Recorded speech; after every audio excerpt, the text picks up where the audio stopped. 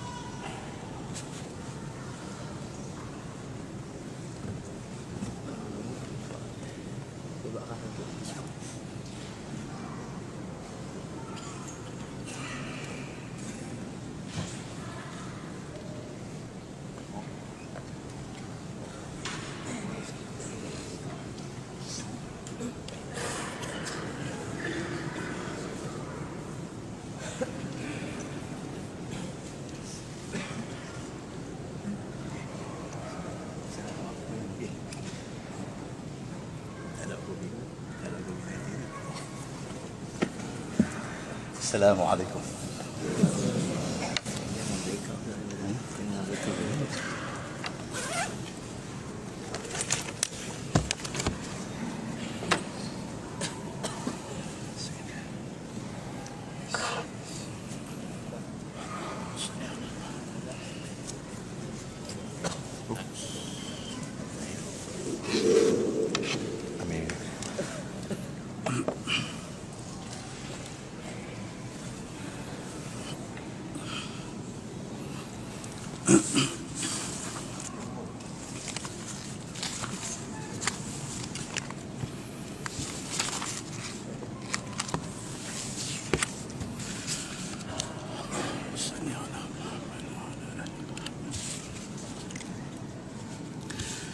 Bismillahirrahmanirrahim.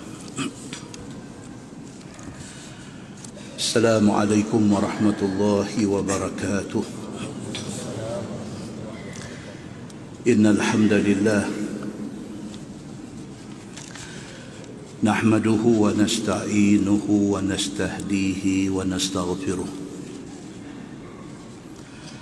ونعوذ بالله من شرور أنفسنا ومن سيئات أعمالنا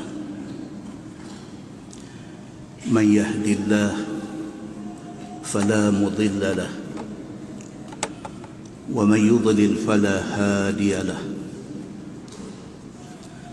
أشهد أن لا إله إلا الله وحده لا شريك له وأشهد أن محمدًا عبده ورسوله ونصلي ونسلم على هذا النبي الكريم سيد المرسلين وعلى آله وصحبه أجمعين أما بعد أيها المؤمنون اتقوا الله أوصيكم وإياي بتقوى الله faqad fazal muttaqun. Muslimin dan muslimat, mudah-mudahan dirahmati Allah Subhanahu wa taala. Di dalam sebuah hadis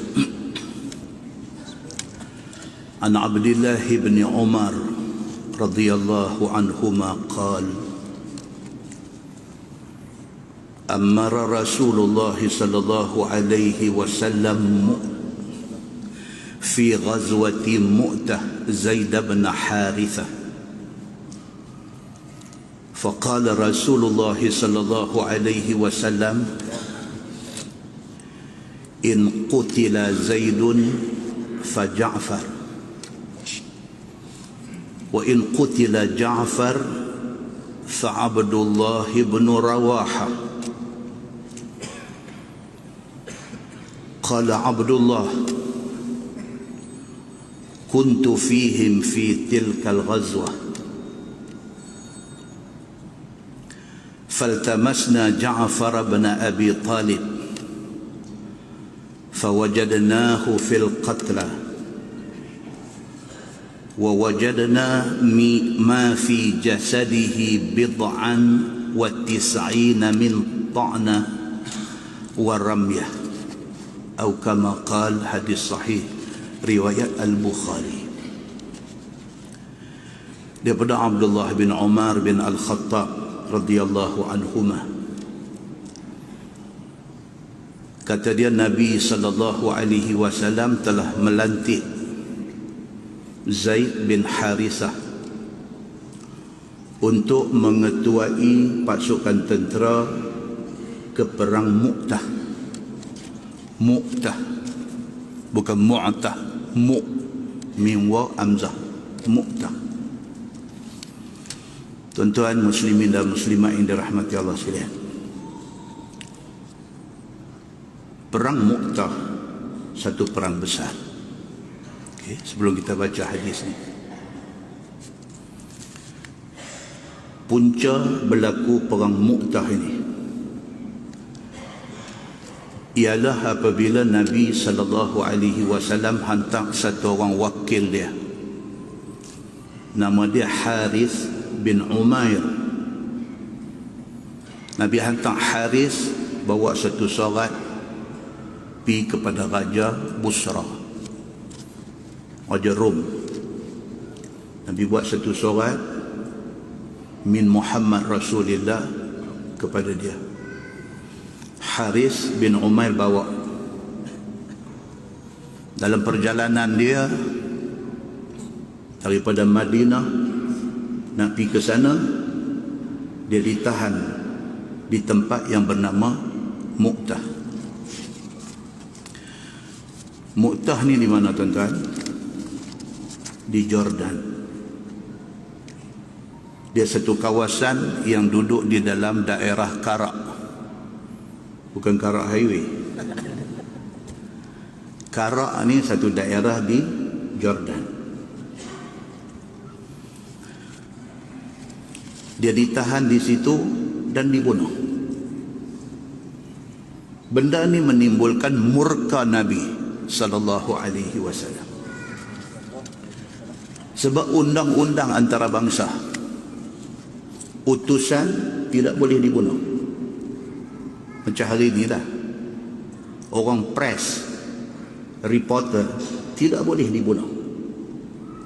Mereka ni ada lesen besar, mereka pergi ke medan perang mana pun, mana-mana pihak pun tidak boleh bunuh mereka. Itu undang-undang yang disepakati di peringkat internasional. Tapi apa yang berlaku, utusan Nabi yang bernama Harith bin Umair ini bawa surat Nabi nak pergi jumpa raja. Sampai di tengah jalan di Mu'tah, orang raja tu tahan dan dia bagi tahu, kata dia utusan Nabi sallallahu alaihi wasallam. Dia pembunuh dia. Hebatnya kerajaan Islam pada masa tu, satu nyawa kena, satu tentera hantar pergi. Hebat tu tak ada ke kita lah ni. Satu orang utusan daripada pihak Islam kena bunuh, Nabi sallallahu alaihi wasallam hantar satu batalion tentera. Kerana nyawa satu sahabat Nabi terkorban, mereka kena terima akibat dia, mereka kena bayar harga dia. Muslimin dan muslimat yang dirahmati Allah sekalian, Nabi kirim satu pasukan tentera yang Nabi selama-lama ni kalau hantar tentera, Nabi akan lantik seorang aja jadi komander, jadi panglima tentera. Tapi untuk perang Mu'tah, daripada awal Nabi lantik 3 orang. Para pengkaji sejarah bincang benda ni, pasal apa Nabi awal-awal Nabi sebut 3 nama untuk jadi ketua, tapi 3 ni one by one. Kita akan baca hadis dia. Kerana ini perang pertama yang melibatkan tentera Islam dengan tentera luar, iaitu tentera Rom, dan tentera Rom terlalu besar bilangan dia. Maka Nabi SAW hantar tentera dan Nabi namakan 3 orang untuk jadi komander dia. Perang Mu'tah ni jadi pada 1 Jumadal Awal tahun 8 Hijrah. Tentera Islam lawan dengan tentera Rom Timur, ataupun masa itu dipanggil Byzantine. Tentera Islam 3,000 orang, diketuai oleh Zaid bin Harithah, anak angkat Nabi. Kita akan baca cerita tentang Zaid bin Harithah, siapa dia ni. Yang kemudian komander yang kedua ialah Ja'far bin Abi Talib, yang bulan lepas kita baca cerita dia mengetuai sekumpulan sahabat Nabi berhijrah ke Habasyah, dan dia menjadi spokesman, menjadi juru cakap bagi pihak sahabat-sahabat Nabi, bercakap dengan Raja Najasyi. Sekali kita nanti tengok sikit lagi cerita tentang Ja'far bin Abi Talib. Dan yang ketiga, Abdullah bin Rawaha, satu sahabat besar Nabi sallallahu alaihi wasallam. Nabi sebut 3 orang ini. Tentera Rom, kalau tengok dalam buku sejarah yang ditulis oleh Al-Waqidi, dia kata berjumlah 100,000 orang. Seorang lagi ahli sejarah, Ibnu Ishaq, terkenal dengan kitab tarikh, kitab sejarah dia kata tentera Rom 200,000 orang. Tapi para pengkaji sejarah kemudian hari menganggarkan bilangan hanya 10,000.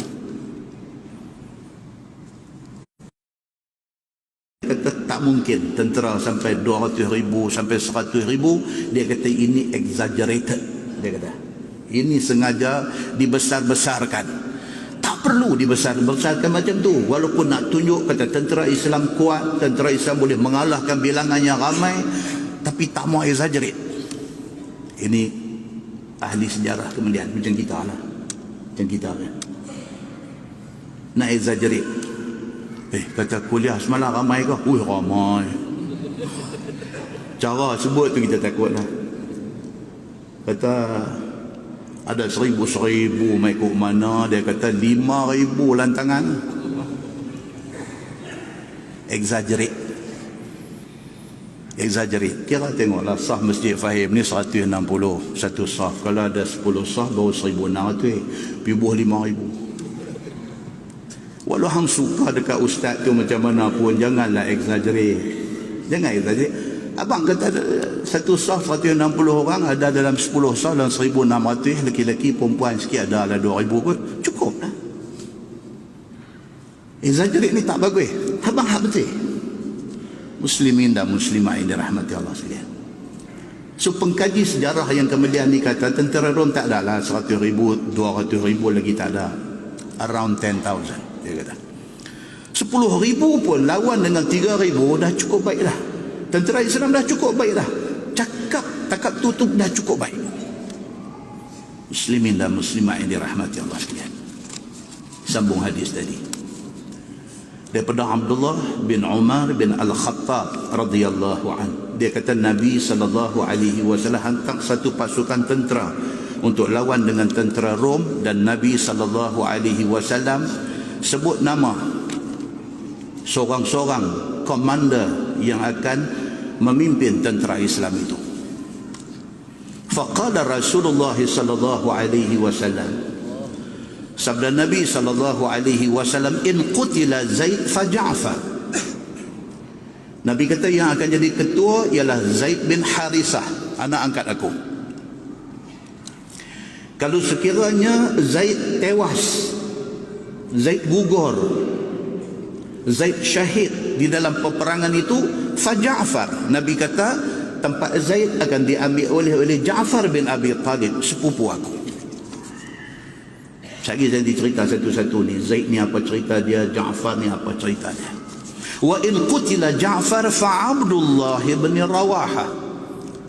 Nabi kata, kalau sekiranya Ja'far bin Abi Talib sepupu aku pun gugur syahid di dalam perang itu, maka tempat untuk menjadi komander tentera akan diambil alih oleh Abdullah bin Rawaha. Qala Abdullah, kata Abdullah bin Umar bin Al-Khattab, anak Sidina Umar yang meriwayatkan hadis ni. Dia kata, kuntu fihim fi tilkal ghazwah. Dia kata dia ada dalam pasukan tentera. Ibnu Umar, anak Sidina Umar ni, dia salah seorang daripada pasukan tentera yang pergi perang di Mu'tah tu. Dia salah seorang. Faltamasna Ja'far bin Abi Talib. Bila dah habis perang, kami duk cari ni sahabat-sahabat yang gugur. Tentera Islam 3,000 orang, yang gugur syahid 12 saja. 12 orang saja syahid. Dan tentera Islam menang. Bila habis perang, pergi cari sahabat-sahabat, cari tengok hak hidup, siapa yang tak ada dalam hak hidup ni. Nombor satu mereka nak cari siapa dia? Sepupu Nabi ni, Ja'far bin Abi Talib. Faltamasna Ja'far bin Abi Talib fawajadnahu fil qatlah. Kami cari dalam hak mati bergelempang ni, jumpa Ja'far salah seorangnya. Wa wajadna ma fi jasadihi bid'an wa tis'ina min ta'nah wa rumyah. Allahu Akbar. Jumpa mayat Ja'far bin Abi Talib, sepupu Nabi yang Nabi cukup sayang ni. Jumpa badan dia daripada ujung rambut sampai ujung kaki ada 90 kesan kena tombak dan kena panah. Allahu Akbar. Daripada ujung rambut sampai ujung kaki, belek-belek tengok, kesan kena panah, kesan kena lembing, kena tombak, ada 90 kesan. Demikian syahid yang kata Ja'far bin Abi Talib ini. Muslimin dan muslimah ini rahmati Allah sekalian. Kita akan tengok, kita akan kenal siapa Ja'far ni. Sebelum tu kita tengok Zaid bin Harisah, komander pertama ni. Zaid bin Harisah yang semua orang tahu apa dia? Dia anak angkat Nabi. Dia kesayangan Nabi. Anak dia Usamah bin Zaid, bulan lepas kita baca hadis cerita apa? Nabi SAW lantik Usamah bin Zaid. Ada orang komplain tak puas hati, Nabi marah. Nabi kata, kalau hampa tak puas hati dekat Usamah bin Zaid, sama macam hampa tak puas hati dekat bapak dia, Zaid bin Harisah. Sedangkan dua-dua ni kesayangan aku, Nabi kata. Zaid bin Harisah menikah dengan siapa? Dia menikah dengan Ummu Aiman. Siapa tuan-tuan Ummu Aiman ini? Ini nama besar. Dia salah seorang daripada 4 orang mak susu Nabi sallallahu alaihi wasallam. Nabi kecil-kecil, Ummu Aiman menyusukan Nabi. Tuan-tuan, Nabi ni Allah test dia daripada kecil sampai hari wafat, penuh dengan ujian. Bukan senang nak jadi Nabi sallallahu alaihi wasallam. Duduk dalam kandungan perut mak, ayah mati. Beranak sat, mak mati. Tok Wan Abdul Muttalib belah, Tok Wan mati.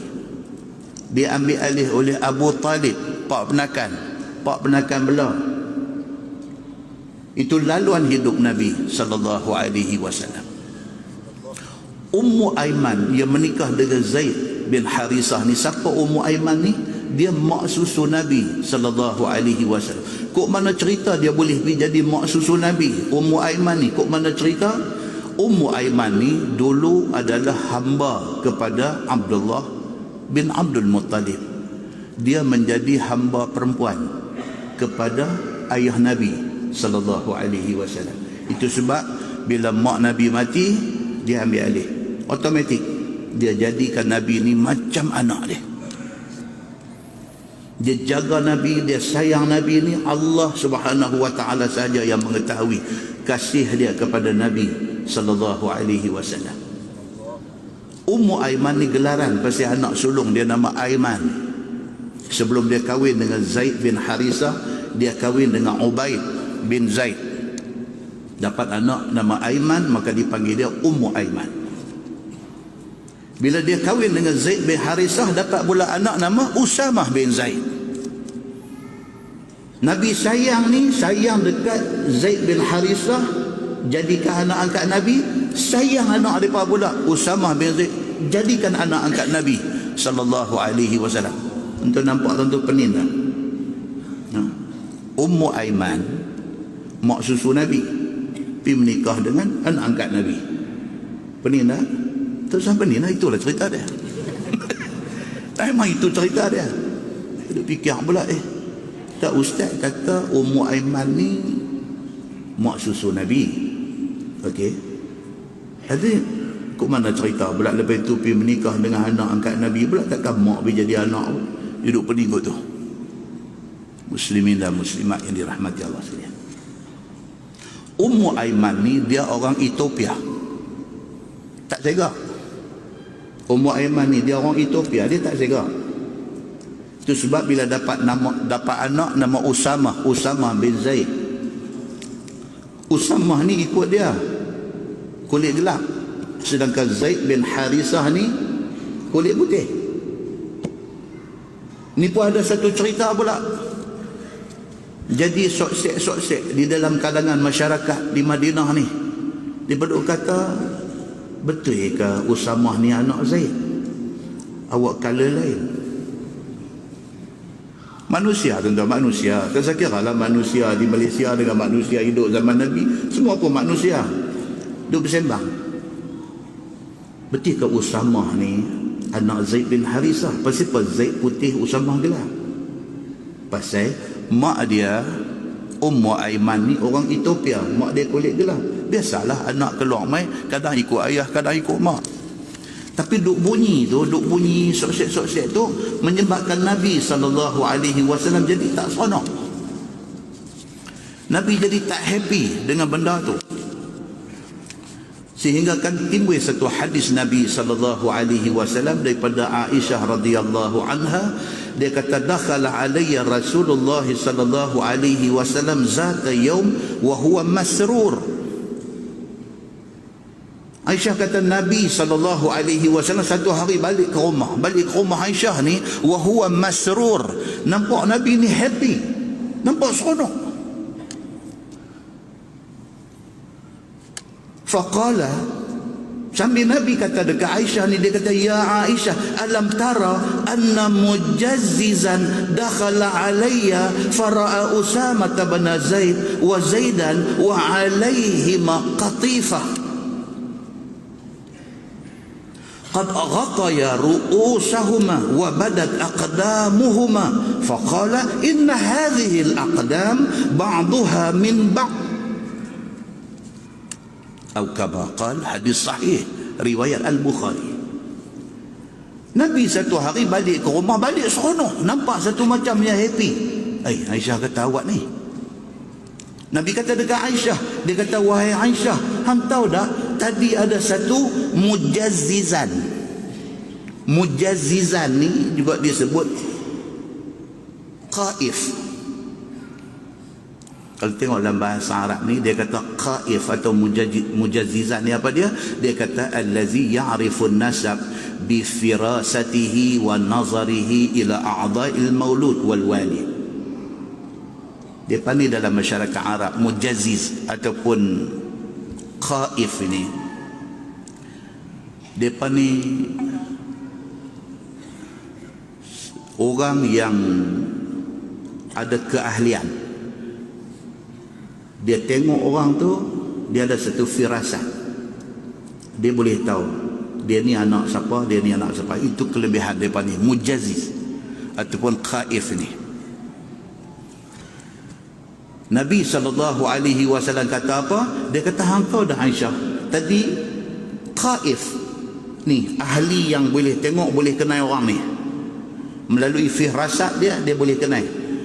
Dia lalu tadi, dia tengok Zaid dengan Usamah, Zaid dengan anak dia duduk selimut tutup kepala, tapi nampak akdam, nampak tapak kaki.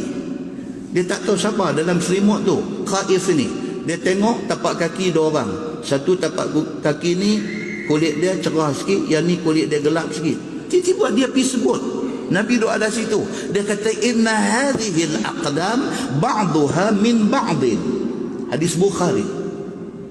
Dia kata apa? Ini tapak kaki walaupun color lain, ini anak dengan pak. Dia kata Allahu Akbar. Kata-kata tu menggembirakan Nabi. Sebab apa? Sebab nak padam tu hak sok-sek duk kata Usamah ni betul ke anak Zaid tu.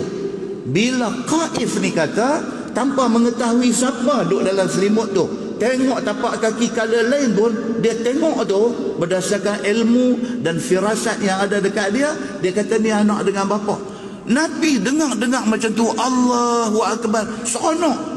Balik rumah, bagi tahu dekat Aisyah dengan muka yang ceria gembira. Nabi kata, hantar dah Aisyah, tadi Qaif tadi tengok kaki je, dia tak tahu siapa dalam selimut, dia kata ni anak dengan bapa. Hantar siapa dalam selimut tu? Zaid dengan Usamah. Makna dengan itu, tu saya cakap dah, Zaid dengan Usamah memang anak beranak. Nabi ni dia punya sayang dekat dua beranak ni, dekat Zaid bin Harisah dengan Usamah bin Zaid ni, dia punya sayang ni sampai macam tu, terlalu personal sayang dia. Muslimin dan muslimat yang dirahmati Allah sekalian. Maka sewaktu berlaku perang Mu'tah, Nabi kata Zaid adalah komander pertama.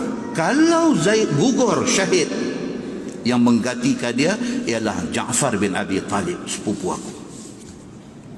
Tuan-tuan, siapa Ja'far bin Abi Talib ni? Ni orang-orang yang Nabi pilih ni. Dalam sebuah hadis riwayat pada Abi Hurairah radhiyallahu anhu, dia kata kuntu alzamun nabiyya sallallahu alaihi wasallam li syab'i batni hina la akulul khamir wa la albasul harir ولا يخدمني فلان ولا فلانة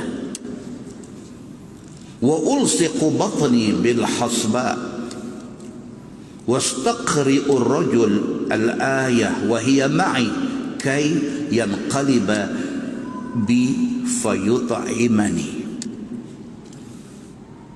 وخير الناس للمساكين جعفر بن أبي طالب ينقلب بنا فيطعمنا ما كان في بيته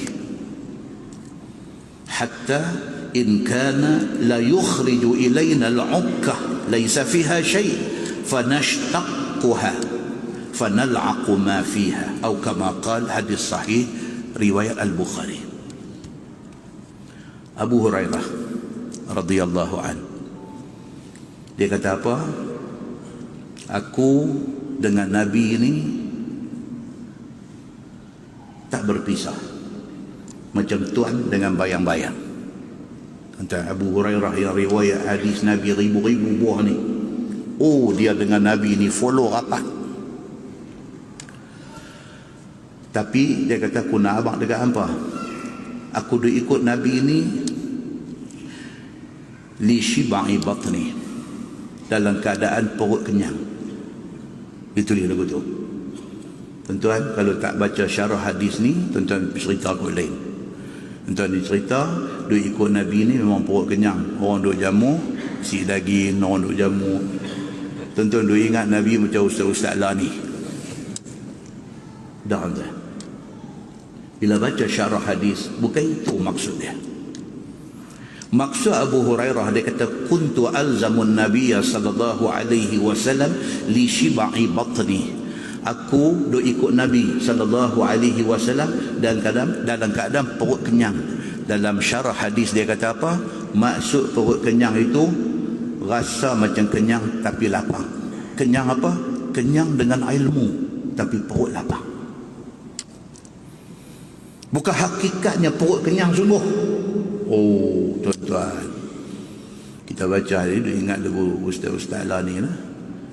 Masjid panggil ceramah, tanya lu, ustaz ni, ustaz nak makan jenis macam mana punya? Nak kena jenis nasi daging kah? Nak kena jenis lamb chop kah?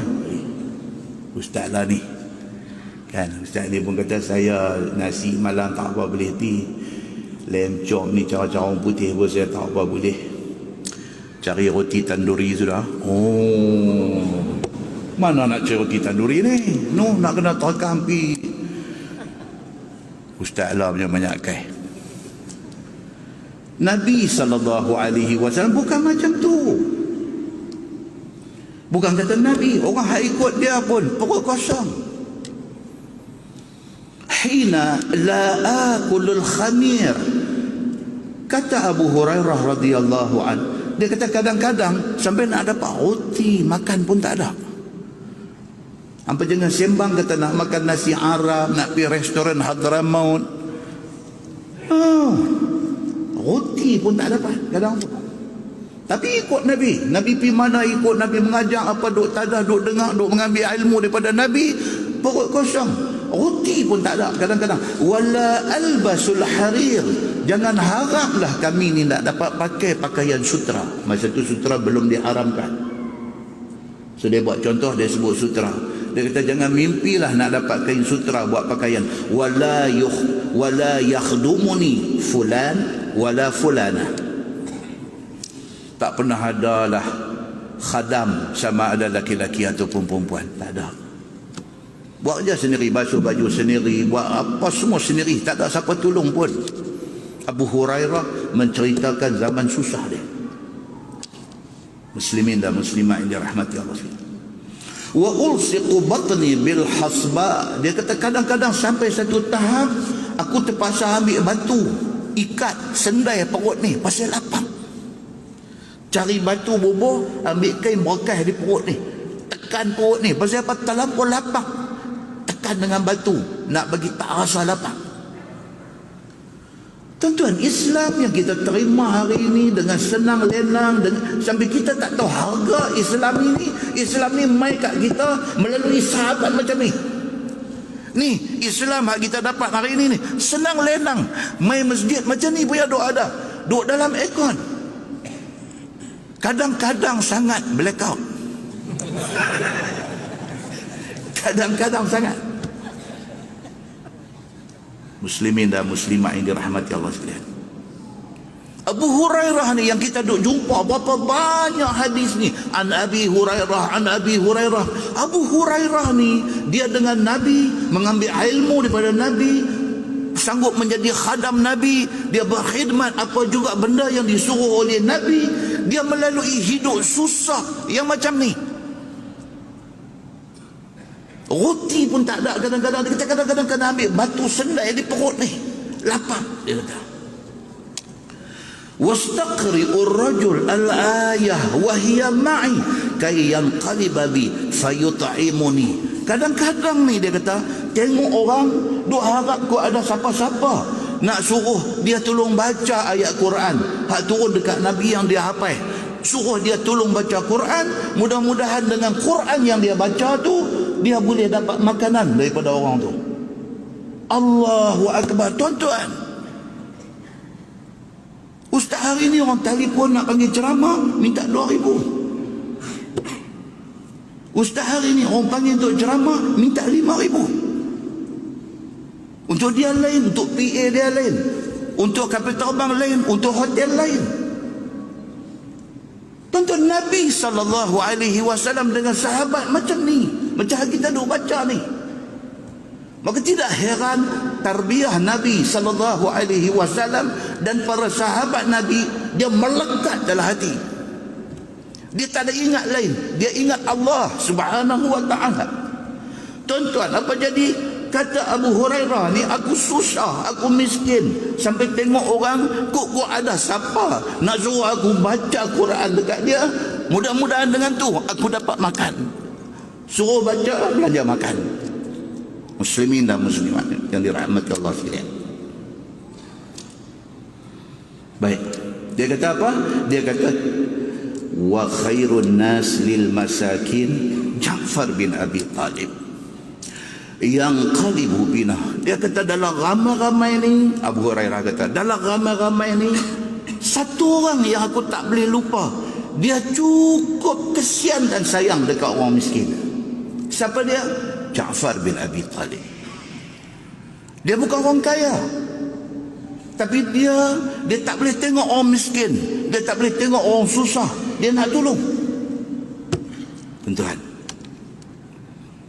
tolong orang ataupun hati besar ni kadang-kadang bukan duk kat orang kaya, dia duk kat orang susah. Saya tahu 80-an saya posting kerja di Sungai Aceh. Zaman tu 80-an tuan-tuan. Dalam Pulau Pinang ni 2 tempat lah dia panggil tempat buangan. Satu Seberang Perai Selatan, ni pun tebai Sungai Aceh, Sungai Bakau ni. Satu lagi balik pulau. Tengok posting kena pergi sana, pocik dia kata. Ayo tuan-tuan, zaman ni pun terbaik titi, dia panggil titi Lucky Strike. Tuan-tuan tahu titi Lucky Strike? Daripada Pekan Kayan nak lintas pergi balik sana tu, nak pergi simpang 3 Tok Kamat, nak lipat masuk pergi Parit Buntang tu, titi tu kan. Dia ada siirin balik sana, titi Raita pi balik titi Raita. Titi Raita tu dulu titi besi lengkung-lengkung tu. Dulu orang sana panggil titi Lucky Strike. Saya tak tahu pasal apa. Allahu Akbar. Sekolah tu yang duk main jadi student ni kawasan laut tu. Sungai Wudang, sungai apa tu, belah-belah. Kan? Mak bapa nelayan. Mak tak kerja, housewife. Susah tu kan. Saya melihat kesusahan. Kita baru keluar universiti pergi kerja ni, mereka bagi je guru disiplin lah, cengih. Baru keluar universiti, duk mengau-mau, mereka bagi jadi guru disiplin master. Dia kerja tangkap budak-budak tak main sekolah lah. Tak main sekolah hari, bukan tak main sehari, bukan tak main 2 hari, kadang seminggu sekali dia ambil. Tak main. Kita mak lah. Pergi cari yang kata guru yang berdedikasi ni. Masa tu pergi cari, pergi Sungai Cenaam. Kau pernah dengar nama? Kawasan perumahan PPRT, rakyat termiskin. Pergi Cahan Jebat masuk kampung. Pergi Assalamualaikum, keluar mai mak dia pakai kain kemban aja. Nak cari siapa? Abang nama saya nak cari ni. Anak saya awak bersiapa? Dah dia ni seminggu dah tak pergi sekolah ni, apa cerita? Nak menggaji lagi ke tak mau? Cengih. Mak dia kata minta maaf lah cikgu oi. Ayat tu minta maaf lah cikgu oi, dia kata. Ni bukan anak murid saya, ada 2 orang duduk belakang ni, dia tahu. Minta maaf lah cikgu oi. Dia tak tahu ustaz, dia tak tahu cikgu lah. Dia minta maaf lah cikgu oi. Dia kata pak dia duk sakit tu, dia kena ganti tempat pak dia lah, turun ke laut.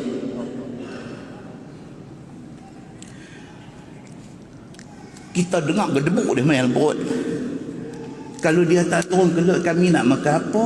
Mak dia kata. Lembut lutut tuan-tuan, kita dengar ni. Apa? Bukan hatu Zainab abang. Zainab abang ni apa? Kita nak balik ni, dia kata cikgu tunggu sat turun ni, mak ni pergi ke rumah sebelah ni, apa-apa semua hak mana yang nelayan dah balik daripada laut ni, yang ada apa-apa nak ambil ikan bagi kat kita. Masa tu bukan masa ikan temenung turun agak, bukan.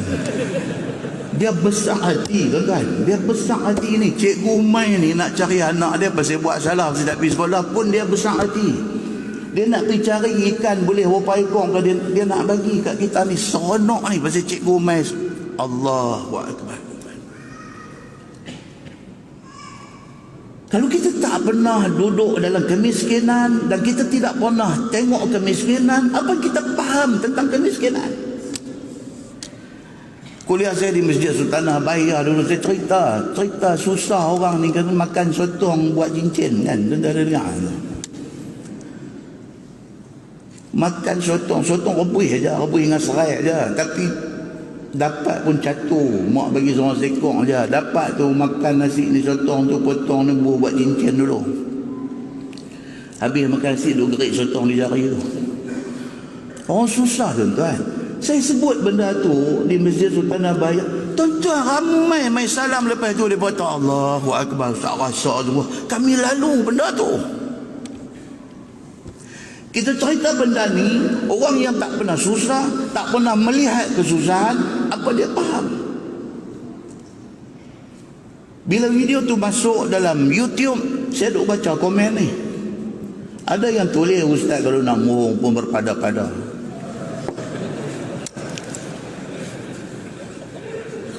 Tentu nak bercakap kemiskinan, nak cerita tentang kemiskinan kepada orang yang bukan sahaja dia tak pernah miskin, dia tak pernah tengok kemiskinan. Dia kata ustaz kalau nak mohon pun berpada-pada. Sebab tuan-tuan balik, tuan-tuan tengok ni YouTube ada duduk tunjuk dia ni, tuan-tuan tengok hak like berapa, hak dislike ada berapa. Hamailah siapa pun ceramah, satu manusia keramat hidup ceramah pun, hak dislike ni ada 1000 kadang-kadang tu. Allahu Akbar. Tuan-tuan muslimin dan muslimat yang dirahmati Allah sekalian. Apa kata Abu Hurairah? Dia kata wa khairun nas lil masakin Ja'far bin Abi Talib yanqalibu bina fayut'imuna ma kana fi baiti. Abu Hurairah kata aku nak abang ke hampa dalam ramai-ramai orang ni, aku tak boleh lupa dia cukup sayang kat orang miskin. Siapa dia? Ja'far bin Abi Talib.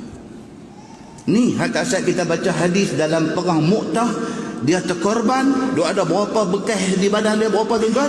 90 bekas tombak dan bekas panah tercacak di badan dia ni 90. Dia ni satu orang manusia yang sangat mulia. Bukan mulia kerana keturunan dia sepupu Nabi, no, tapi mulia kerana dia orang baik. Dia pergi jumpa ni orang-orang susah ni apa, dia bawa balik rumah. Kata Abu Hurairah,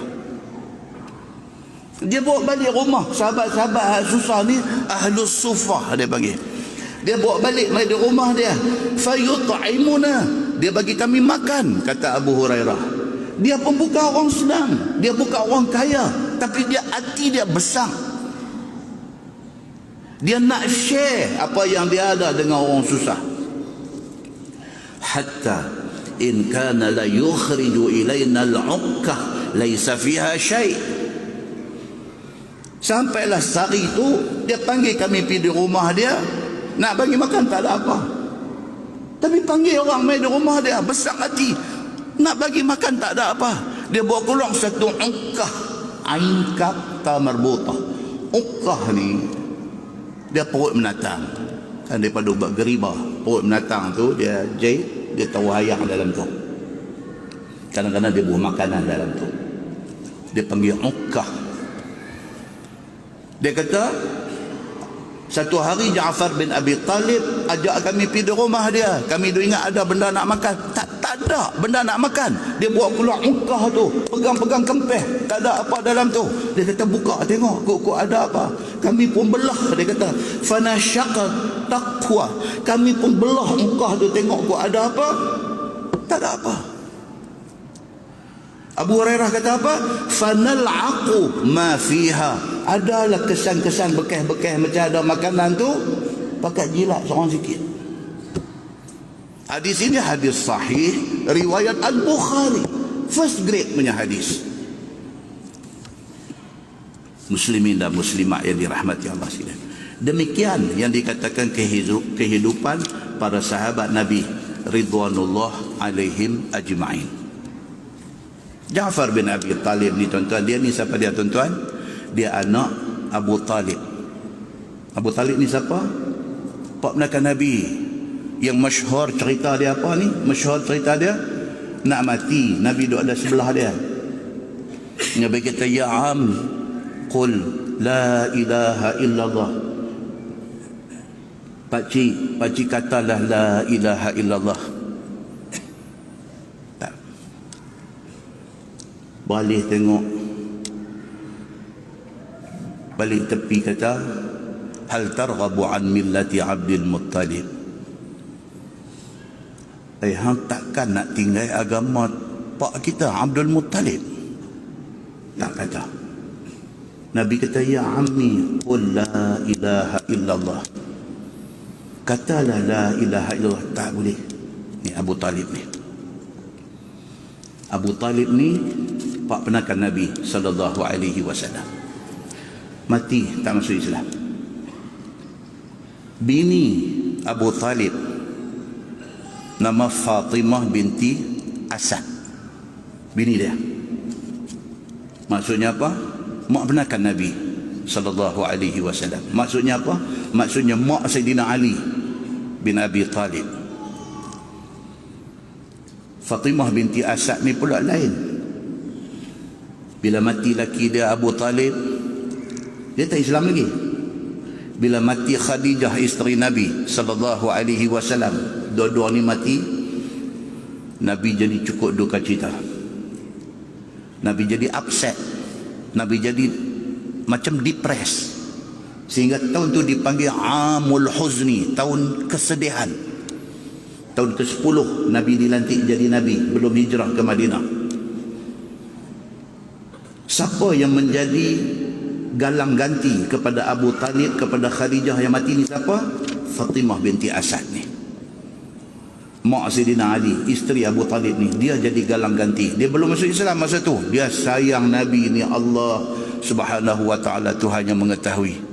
Fatimah binti Asad ni, mak Sayyidina Ali ni, dia sayang Nabi ni sehingga kan kalau ada makanan dalam rumah, Nabi makan dulu baru anak-anak dia makan. Muslimin dan muslimat dirahmati Allah sekalian. Anak dia ada nama Talib, ada nama Aqil, ada nama Ja'far bin Abi Talib, ada nama Ali bin Abi Talib. Hampa tepi sat dulu, Muhammad makan dulu. Sayang dia dekat Nabi ni daripada kecil lagi. Dia habaq kat anak-anak dia. Ini Muhammad ini yatim piatu. Mak tak ada, ayah tak ada.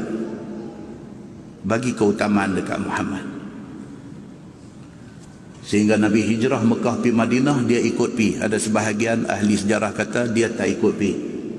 Tapi qaul yang paling kuat di kalangan ahli sejarah kata Fatimah binti Asad ikut Nabi hijrah ke Madinah dan dia mati di Madinah, tanam di Baqi'. Bila mati Fatimah binti Asad ni, Nabi sallallahu alaihi wasallam sayang dia ni macam sayang mak. Nabi sayang dia ni, Nabi pun tak ada arah, tak torah. Nabi ambil jubah Nabi buat kapan. Sayang ni. Ambil jubah Nabi ni, ambil buat kapan Fatimah binti Asad ni. Nabi turun dalam liang, sambut mayat dia letak dalam satu riwayat kata apa? Nabi turun bi, Nabi tidur Ustaz dalam liang tu. Nabi tidur Ustaz, lepas tu baru Nabi bangkit. Satu riwayat kata Nabi turun bi sambut mayat, letak semua elok-elok. Bila Nabi naik saja, sahabat kata dekat Nabi, depa kata ya Rasulullah, kamu tak pernah buat macam ni kat siapa pun. Pasal apa kamu buat dekat Fatimah binti Asad ni? Pasal apa? Nabi kata apa? Selepas daripada wafat Abu Talib, tidak ada orang sayang aku macam dia ni. Oh tuan-tuan, muslimin dan muslimat yang dirahmati Allah, hebat yang kata Fatimah binti Asad, mak Sayyidina Ali bin Abi Talib ini. Muslimin dan muslimat yang dirahmati Allah sekalian. Itu dia orang-orang yang Nabi SAW pilih mereka untuk mengetuai perang Mu'tah yang kita kata tadi. Oh, kriteria yang Nabi pilih ni cukup dahsyat. Dalam hadis tu Nabi SAW kata apa? Apabila gugur dan syahidnya Ja'far bin Abi Talib ini, fa Abdullah bin Rawaha, ganti dengan Abdullah bin Rawaha. Mati juga, syahid juga Abdullah bin Rawaha dalam perang Mu'tah yang kata 12 orang mati ni. Mati ni memang betul-betul hardcore sahabat Nabi. Qala Abdullah bin Umar, kata Abdullah bin Umar bin Al-Khattab yang riwayat hadis ni, dia kata Nabi SAW sebut nama-nama tu, dan nama-nama tu mati mengikut sikun yang disebut oleh Nabi. Nabi sebut nama Zaid bin Harisah dulu, kalau mati Zaid bin Harisah, kalau syahid ganti dengan Ja'far bin Abi Talib, kalau syahid Ja'far ganti dengan Abdullah bin Rawaha. Di medan perang jadi ikut urutan tu macam Nabi sebut ni. Muslimin dan muslimat yang dirahmati Allah sekalian, Sehingga kan apabila sana sudah syahid, Nabi dah ada di Madinah, gugur sahaja 3 orang ni, Nabi SAW terus bangkit bagi tahu kepada sahabat ada. Tuan-tuan, masa tu tak ada teknologi, tak ada sistem telekomunikasi, tak ada. Allah sungguh jadi apa di mana within second masuk dalam WhatsApp kita, bukan berita, dengan gambar sekali masuk mai. Zaman tu tak ada apa, tapi sana gugur saja. Zaid bin Harisah syahid, ganti dengan Ja'far bin Abi Talib syahid, ganti dengan Abdullah bin Rawahah syahid. Sana jadi serentak. Nabi SAW bagi tahu dalam sebuah hadis riwayat pada Anas bin Malik radhiyallahu an, dia kata anna Nabi SAW na'a Zaidan wa Ja'faran wa ibn Rawahah linnas. Dia kata sana jatuh saja, gugur saja, syahid saja, sini immediately Nabi habaq dekat sahabat ada di depan, Nabi mengumumkan syahidnya 3 orang ni. Yani qabla an ya'tiyahum khabaruhum, sebelum berita tu mai daripada sana, mati tu Nabi habaq dah. Dan Nabi sebut nama tu ikut urutan kematian mereka ni. Faqala Nabi sallallahu alaihi wasallam akhadha ar-rayah Zaidun fa usiba. Nabi kata mula-mula Zaid bawa bendera Islam ni, Zaid bawa.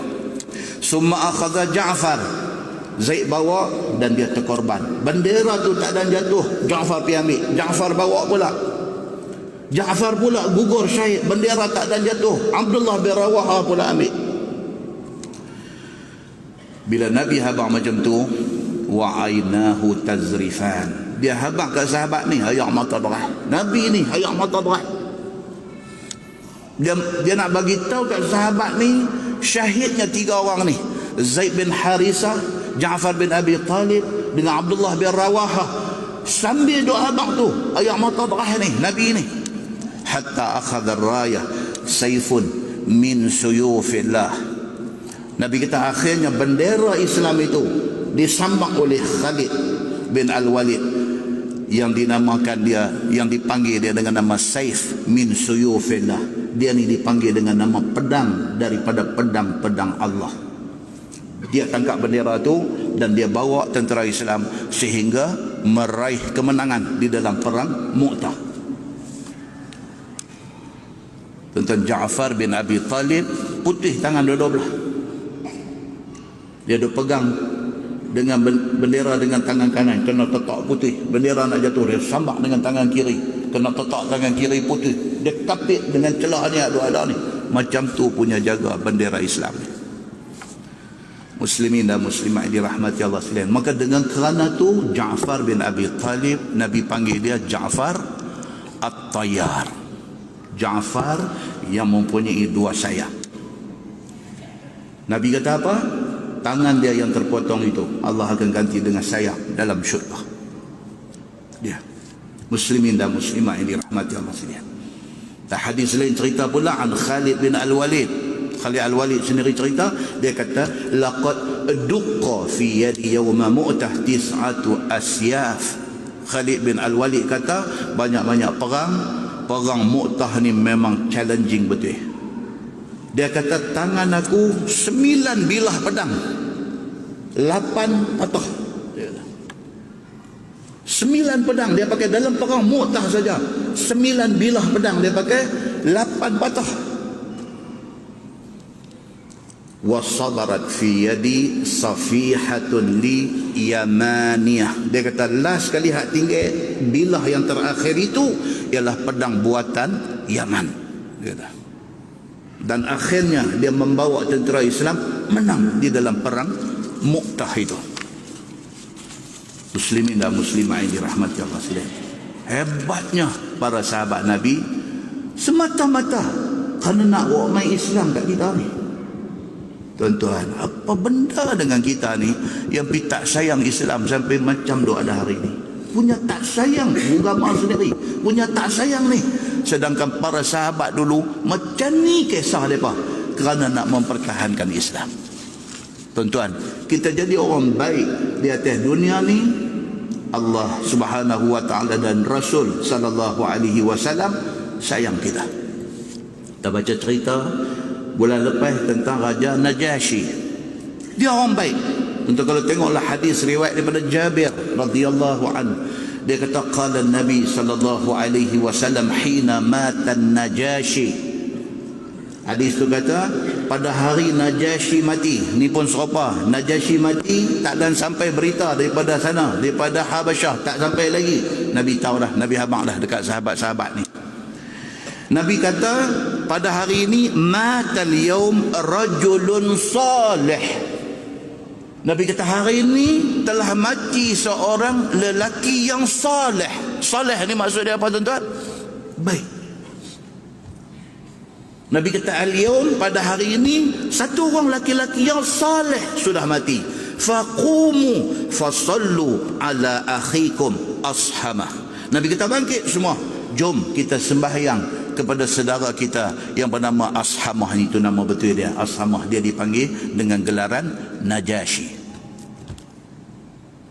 Dan hadis lain riwayat Abu Hurairah, dia kata anna Rasulullah sallallahu alaihi wasallam na'a lahum an-Najasyi. Hari Najasyi mati itu Nabi announce, Nabi buat satu announcement, bagi tahu kata pada hari ini Najasyi, sahabat kita orang baik ni meninggal.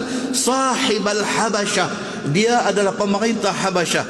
Fil yaum alladhi mata fihi, Nabi kata hari ini dia mati. Wa qala istaghfiru li akhikum, Nabi kata mai kita pakat-pakat minta dekat Allah supaya Allah ampun mana-mana salah silap dia. Tu dia tuan-tuan, hadis sahih riwayat Al-Bukhari. Jadi orang baik ni tak rugi tuan-tuan. Pasal apa tak rugi? 1.6 bilion orang Islam dalam dunia ni doa kat kita kalau kita jadi orang baik. Dalam tahiyat semayang orang baca apa?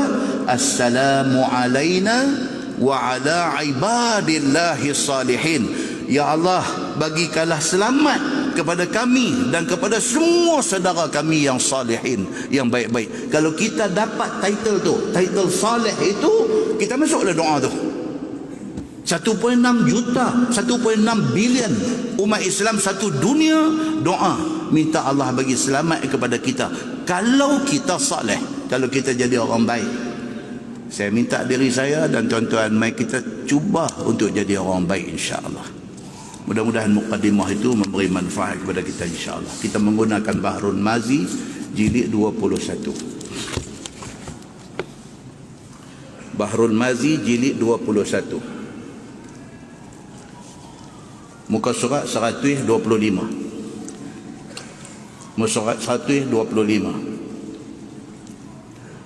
Bulan lepas dia mengajar, dia keluar putih kot ni. Dia pakai dua teks saya, dia kata ustaz, sapulah tu, dia kata nampak tak handsome. Hai, dia boleh kata lagu tu. Tu tak ambil sapu tangan sapu. Muka surat 125, dia kata masalah tiap-tiap nabi itu ada nabi yang dikasihnya dan ikutannya. Nabi-nabi ini dia ada idola dia.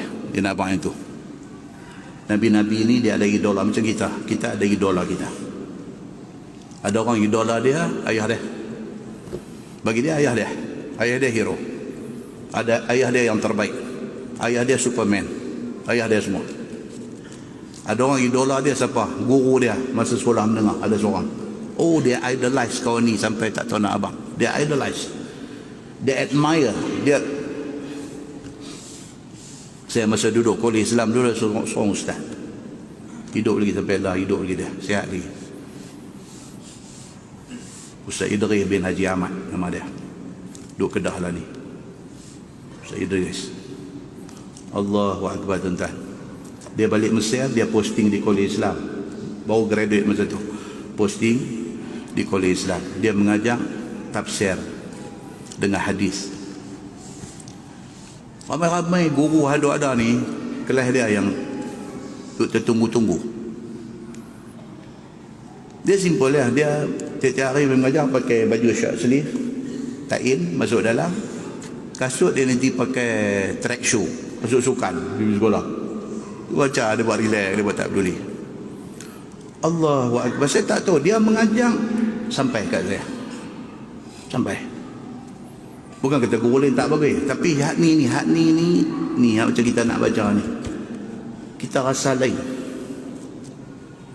Kalau hak perempuan, Ustazah Fauziah Sani, Allah yarham, dah meninggal. Orang Selangor kahwin dengan orang Perlis, duduk di Perlis. Ustazah Fauziah Sani, Allahu Akbar. Dia mengajar mustalah hadis. Lain macam. Dia punya mengajar, dia punya cakap ni kita tak rasa macam masuk telinga no. Rasa macam dia duduk cakap dengan hati kita. Akibat dia apa tuan-tuan? Duduk tunggu-tunggu kelas dia. Zaman tu recorder tu jenis hand, zaman breakdance dulu kan, dia carry tu dia punya besar. Kalau buat rakaman dia habis tu dia bidah kedepak dah. Dulu saya beli satu kecil punya bekas Walkman tu, jenis hand carry ni. Okey, saya sorok lah, takut dia marah bila dia rakam dia macam syok punya pasal bola lelaki ni. Dia duduk mengajar bidah pang kata satu kelas terkejut, terpaksa mengaku kat dia. Tak minta maaf saya rakam tak. Kita minta rakam pasal apa saja kan. Masih dia tak marah. Syok. Saya tak tahu pasal apa, mungkin dia punya ikhlas kot sampai kat hati kita. Dia bercakap dengan hati kita. Muslimin dan muslimat dirahmati Allah sekalian. Ni dia nak abang kat kita apa? Dia kata tiap-tiap nabi ini dia ada nabi lain yang dia idolize. Bermula kasihan Nabi Muhammad sallallahu alaihi wasallam dan ikutannya daripada tok nenek yang telah menjadi nabi dan menjadi rasul itu ialah Nabi Ibrahim alaihi salam. Nabi Muhammad ni dia dengan Nabi Ibrahim. Dia dengan Nabi Ibrahim. Sampai kalau tuan-tuan baca dalam hadis, satu sahabat mai jumpa Nabi sallallahu alaihi wasallam, dia kata dekat Nabi, dia kata kami dah tahu cara bagi salam. Assalamualaikum ya Rasulullah. Assalamualaikum, kami dah tahu dah. Tapi nak selawat macam mana? Sahabat mai tanya Nabi. Nabi kata apa? Qul Allahumma salli ala Muhammad wa ala ali Muhammad kama sallaita ala Ibrahim. Nabi habaq macam tu. Nabi kata selawat itu ialah kamu kata Allahumma salli ala Muhammad wa ala ali Muhammad, sambung sekali, kama sallaita ala Ibrahim wa ala ali Ibrahim. Nabi habaq begitu. Punya ramai Nabi doa daripada Adam, Idris, Nuh, Hud, Saleh. Nabi pinpoint tentang Nabi Ibrahim. Nabi kata selawat dekat aku macam ni, dia sekali dia sambung. Maka dipanggil selawat itu selawat Ibrahimiyah. Dia bagi. Saya nanti cerita hadis-hadis tentang istimewa Nabi Allah Ibrahim alaihi salam. So kata dia apa? Nabi Muhammad sallallahu alaihi wasallam, Nabi yang dia paling sayang ialah Nabi Ibrahim alaihi salam. Bermula dalil yang menunjukkan yang demikian itu ialah hadis yang dikeluarkan oleh Imam At-Tirmizi. Tentang ini yang saya syok dengan kitab Bahrul Mazi ni. Saya syok. Dia buat main satu topik ke, main topik ke, sub topik ke apa ke, dia buat main hadis. Dia habang satu benda, dia buat main hadis. Dia habang satu benda, dia buat main hadis. Kita puas, tuan-tuan, kita puas. Kita nak gunakan benda tu sebagai amalan kita. Kita tahu there is a hadis telling us. Macam orang Mutiara, nampak? Dia memanglah. Kan?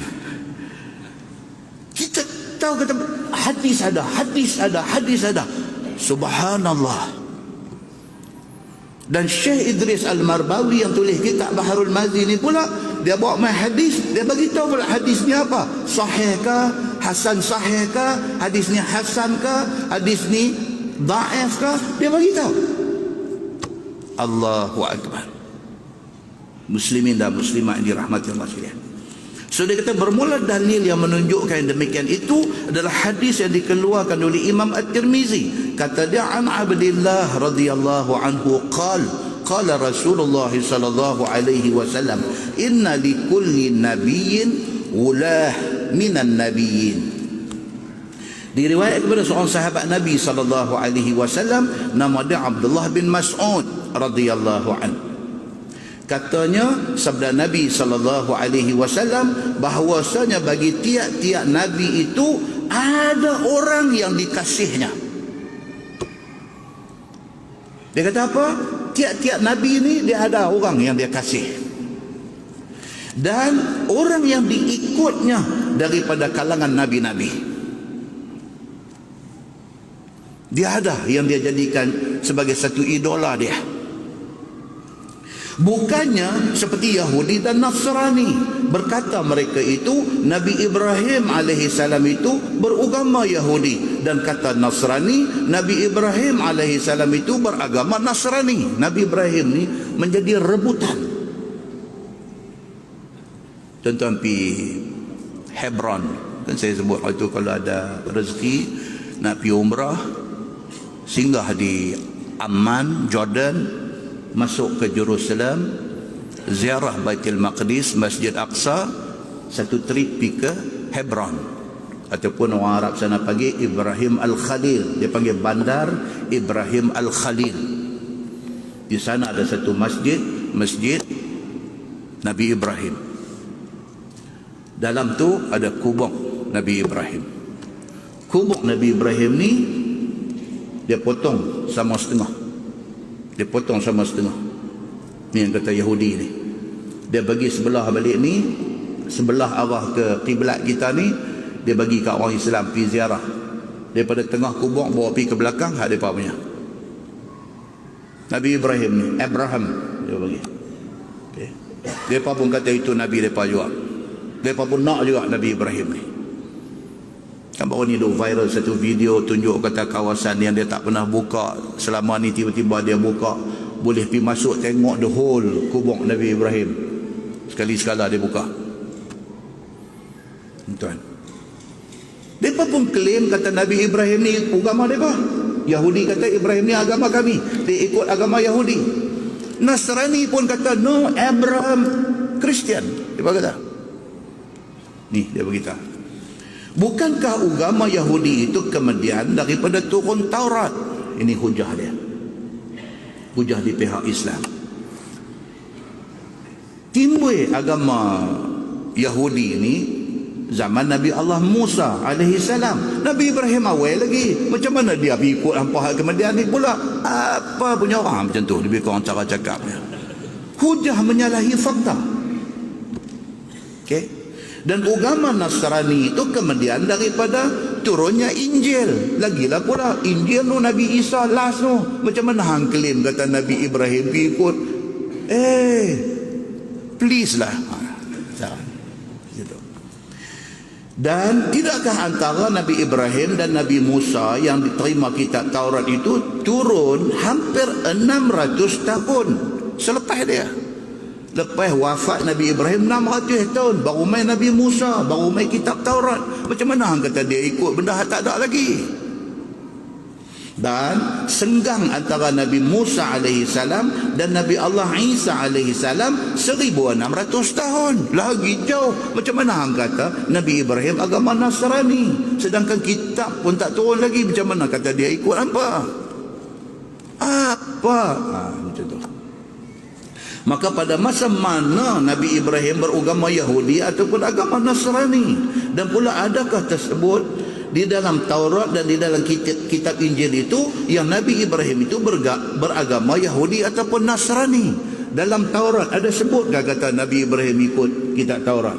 Dalam Injil ada sebut kata Nabi Ibrahim ikut Injil? Dalam kitab hampa pun tak sebut benda ni. Apa benda yang hampa duk merepek ni? Macam tu. Kalau begitu, Yahudi dan Nasrani yang klaim kata Nabi Ibrahim itu agama mereka adalah karut juga. Dia kata ini satu dakwaan yang karut tak boleh pakai. Bahkan sebenarnya dan sepatutnya orang yang beragama dengan agama Nabi Ibrahim itu ialah orang yang beragama Islam. Kita ikut agama Nabi Ibrahim alaihissalam. Nabi Muhammad beritahu kat kita macam tu. Ni Islam yang kita ikut hari ini exactly macam yang Nabi Ibrahim alaihissalam dulu. Masalah agama Islam muafaqah dengan syariat agama Nabi Ibrahim alaihissalam. Tidak seperti dakwa Yahudi dan Nasrani bahawasanya Ibrahim itu beragama Yahudi ataupun Nasrani, seperti tersebut keterangan dalam masalah itu. Maka kerana itulah telah bersabda Nabi sallallahu alaihi wasallam, wa inna wali abi wa khalilu rabbi. Itu hadis tadi. Dan sesungguhnya kekasihku dan ikutanku adalah nenekku dan orang pilihan Tuhanku, yaitu Ibrahim alaihissalam. Nabi Muhammad kata dia ikut Nabi Ibrahim alaihissalam. Summa qara'a inna awlan nasi bi Ibrahim lalladzina tabauhu wa hadha an-nabi walladzina amanu wallahu waliyul mu'minin. Surah Ali Imran ayat 68. Kemudian Nabi SAW membaca ayat Quran yang jadi saksi yang disabdakan oleh Nabi SAW itu. Itu maksudnya bahawasanya yang lebih tertentu dan lebih hampir dengan Nabi Ibrahim AS itu ialah orang yang ikut dia pada zaman dia. Orang yang dekat dengan Nabi Ibrahim ni ialah orang yang ikut dia masa zaman Nabi Ibrahim. Dan ini Nabi Muhammad sallallahu alaihi wasallam. Dalam Quran Tuhan kata yang dekat dengan Nabi Ibrahim ini ialah Nabi Muhammad sallallahu alaihi wasallam. Siapa kata? Allah kata dalam Quran, dalam surah Ali Imran ayat 68. Allah mengesahkan benda ini. Dan orang-orang yang mukmin daripada kalangan umat Nabi Muhammad dan kita yang ikut Nabi Muhammad, kita dekat dengan Nabi Ibrahim. Sebab tu selawat masuk sekali dengan Nabi Ibrahim alaihissalam. Pasal dekatnya kita dengan Nabi Muhammad bermakna dekat kita dengan Nabi Ibrahim alaihissalam. Dan bermula Allah menolong dan memelihara orang-orang mukmin. Itu dia. Tuan-tuan, yang kata Nabi Ibrahim ni, sebuah hadis riwayat daripada Al-Mukhtar bin Fulful. Tuan-tuan tengok nama dia. Bunyi nak macam Liverpool dan bunyi nak macam kacang full. Nama orang Arab Fulful dia panggil. Daripada Al-Mukhtar bin Fulful. Bolehlah siapa nak buat nama anak lepas ni. Fulful. Dia ni tabi'in, dia bukan sahabat Nabi, dia tabi'in. Dia tabi'in. Kata dia, sami'tu Anas bin Malik yaqul. Dia kata, Mukhtar bin Fulful kata, Anas beritahu kat dia, qala rajul lin Nabi sallallahu alaihi wasallam, ya khairal bariyah. Qala Nabi sallallahu alaihi wasallam, dhalika Ibrahim. Atau kama qal, hadis sahih riwayat At-Tirmizi. Satu hari mai satu sahabat Nabi, dia panggil dekat Nabi, dia kata ya khairal bariyah. Dia sayang dekat Nabi apa benda ke, dia pergi panggil dekat Nabi macam tu. Dia pergi dia kata ya khairal bariyah, wahai manusia sebaik-baik manusia. Dia panggil dekat Nabi Muhammad sallallahu alaihi wasallam.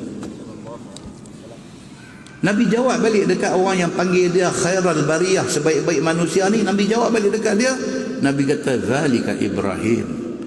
Nabi kata sebaik-baik manusia ialah Nabi Ibrahim alaihissalam, bukan aku. Nabi kata. Sifat merendah diri Nabi sallallahu alaihi wasallam. Padahal Nabi Muhammad lah makhluk paling baik. No. Bila orang mai kat dia kata dekat dia sebaik-baik manusia, Nabi Muhammad kata apa? No. Sebaik-baik manusia itu layak panggil pada Nabi Ibrahim alaihissalam. Dalam sebuah hadis lain riwayat pada Abdullah bin Umar bin Al-Khattab radhiyallahu an. Kata dia an Nabi sallallahu alaihi wasallam qala Al-Karim ibnul Karim ibnil Karim ibnil Karim Yusuf bin Yaqub bin Ishaq bin Ibrahim. Atau kama qal, hadis sahih riwayat Al-Bukhari. Nabi kata apa? Orang yang mulia anak kepada orang yang mulia, anak kepada orang yang mulia, anak kepada orang yang mulia. Itu dia. Nabi sebut 4. Orang yang mulia, anak kepada orang yang mulia, anak kepada orang yang mulia, anak kepada orang yang mulia. Siapa? Nabi kata Yusuf bin Yaqub bin Ishaq bin Ibrahim. 4 generasi itu semua Nabi. Nabi Ibrahim alaihissalam, anak dia Nabi Ishaq, Nabi. Anak Nabi Ishaq, Nabi Yaqub, Nabi. Anak Nabi Yaqub, Nabi Yusuf, Nabi. Nabi kata inilah orang yang mulia, anak kepada orang yang mulia, anak kepada orang yang mulia, anak kepada orang yang mulia. 4 generasi Nabi semua. Allah Subhanahu wa taala bagi kurnia ni kepada siapa? Kepada keturunan Nabi Allah Ibrahim alaihi salam. Maka tidak heran Nabi Muhammad sallallahu alaihi wasallam dia idolize, dia admire, dia respect habis kepada Nabi Ibrahim alaihi salam. Sampai orang panggil dekat dia ya khairal bariyah, manusia paling baik. Nabi kata no, bukan aku. Ibrahim itu manusia paling baik. Muslimin dan muslimat yang dirahmati Allah sekalian.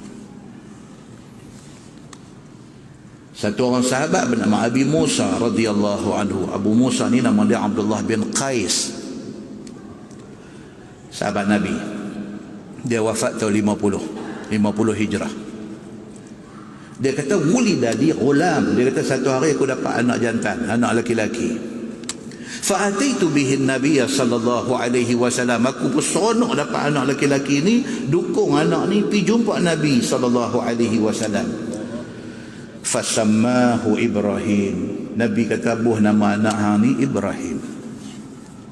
Nabi sayang sungguh Nabi Ibrahim ni. Anak Nabi sendiri pun nama Ibrahim. Orang buat mai suruh buh nama pun Nabi bubuh Ibrahim. Tak ada orang kita ni nak beranak lagi 2 bulan duk cari nama, tak ada 2 bulan lagi duk cari nama.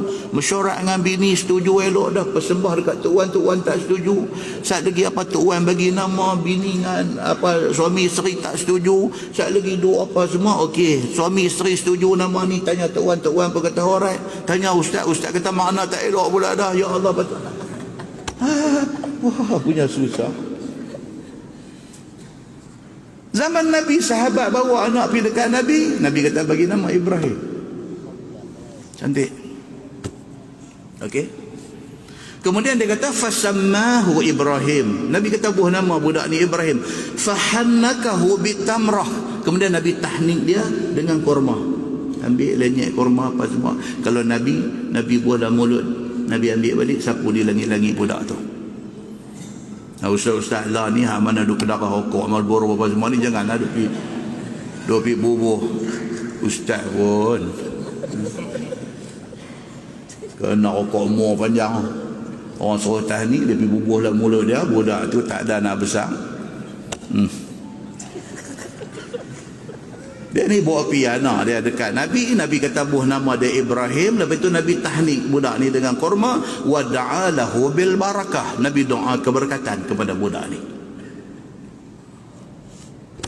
Wa dafa'ahu ilayya. Habis dah tu Nabi serah balik dekat Abu Musa, dekat bapa dia. Nabi bagi balik. Wa kana akbar walad Abi Musa. Itu anak sulung Abu Musa ataupun Abdullah bin Qais bin Sulaim ni, anak sulung dia. Dia buat pergi dekat Nabi. Nabi buat tahnik macam tu.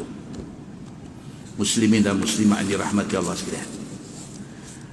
Nabi Ibrahim alaihissalam hebat dia lagi apa tuan-tuan? Ni hari ni dengar kata kerajaan Saudi tak bagi orang pi masuk Mekah kita di Raplah ni. Pasal kita nak pi. Orang ada duit ni nak pi tiap-tiap tahun. Korang sikit duit pi selang setahun. Tak ada duit langsung ni duk kira nak pi haji sekali, tapi kira hati duk ingat nak pi.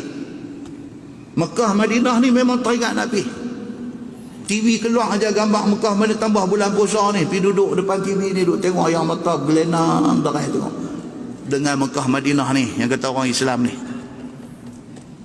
Tuan-tuan yang kata Mekah tu ada apa di situ? Ada apa? Kaabah. Lah hadis cerita apa? Ani bin Abbas radhiyallahu anhuma qala faqala Ibrahim ya Ismail inna rabbaka amarani an abniya lahu baitan. Satu hari Nabi Ibrahim kata dekat anak dia Nabi Ismail. Nabi Ibrahim kata apa? Dia kata wahai Ismail, dia kata Allah perintahkan aku suruh bina satu rumah dia di sini, rumah dia Baitullah, rumah Allah. Allah suruh bina rumah dia di sini. Ismail bila dengar Nabi Ibrahim kata Tuhan suruh bina Kaabah, suruh bina Baitullah, dia kata ati' rabbak. Dia kata dah, kalau Tuhan suruh, bapa kena buat lah. Ati', maksudnya taatlah perintah Tuhan kamu. Allah suruh, buatlah. Qal, kata Ibrahim, innahu qad amarani an tu'inani alaih. Nabi Ibrahim kata dekat Nabi Ismail, dia kata tapi Allah suruh hang tolong aku bina Baitullah ni. Qal, kata Nabi Ismail, idzan af'al. Dah kalau macam tu, jom kita buat lah. Aku akan buat, dia kata. Kalau Allah suruh, af'al, aku akan buat. Jom ayah kita pergi buat, kerana ini Allah suruh. Tuan, ajak buat Baitullah tak apa lagi. Duk tak duk Nabi Ibrahim kata, ya Ismail, Allah suruh aku sembelih hang. Pocik sembelih, dia kata cunggit. No, Nabi Ismail alaihi salam ni, bila ayah dia kata Allah suruh aku sembelih hang, dia kata kalau itu perintah Allah, jalan. Allahu Akbar. Layak tak layak Nabi Ibrahim, Nabi Ismail ni jadi Nabi? Lebih pada layak, tuan-tuan. Tak pernah dia query, tak pernah dia question, tak pernah dia tanya perintah Allah ni. Tak pernah tanya. Oh, kita hari ni tanya kuat. Tanya. Semua benda tanya. Bukan tanya aja, perli lagi, perli. Allahu Akbar.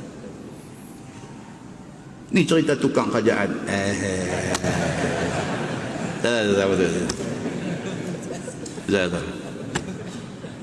Tukang kerajaan.